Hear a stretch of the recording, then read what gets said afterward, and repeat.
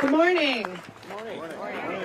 I am Joelle Novey, so glad to be here this morning on behalf of Maryland congregations of so many faith traditions working together through Interfaith Power and Light.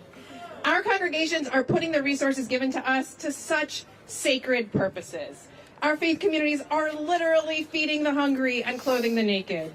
Our faith communities are caring for those our scriptures command us to attend to, the least of these, the vulnerable, neighbors who are being treated like strangers. Our faith communities are protecting and comforting so many Marylanders who are hurting right now, those being terrorized by ICE, those being harmed by the cruel destruction of so many of our federal systems of care. You know what is not a good use of our faith communities' funds?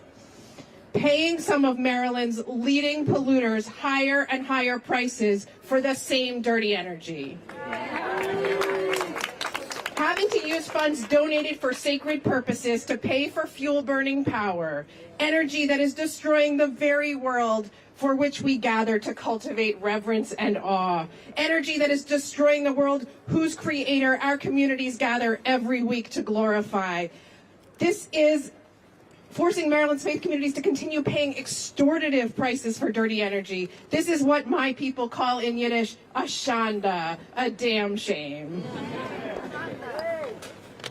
One of the best ways for our facilities and our communities to stabilize and manage energy costs is to go solar, to get free of dependence on combustible fuels that have to be purchased over and over again, and instead harness the sun shining down onto our own buildings by putting up panels that one church called our newest stained glass windows.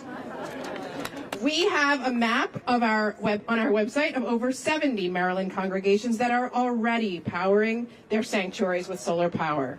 And after Congress voted to sunset federal solar incentives last summer, our congregations made sacred haste. Just last year, over the course of 2025, our Clean Energy Shepherd program coached 12 congregations through the solar process, representing over a megawatt of new solar that's going to be installed.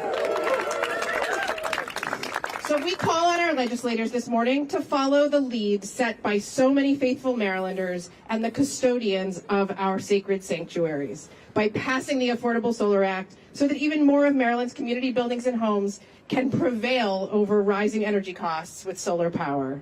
I'm asking this on behalf of so many congregations that are working to become solar powered or are already solar powered, and just a few I want to shout out.